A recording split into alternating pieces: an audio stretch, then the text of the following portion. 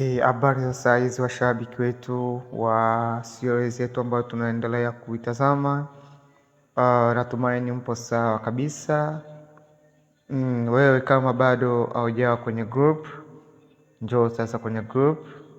Wewe ingia hapo kwenye description, utaona link na moja kwa moja itakupeleka kwenye group. So nadhani mpo wengi sana ambao mnasubiria episode ya kufuata, ila ipo njiani. Kama kuna neno fulani ambalo unataka kutuambia, hamna tatizo, unaweza ukatuambia kwenye comment na tutakujibu. So tunawapenda sana, tunawakubali sana mashabiki.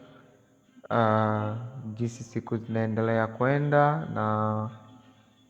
na ndo jinsi episode zinazidi kupamba moto kabisa.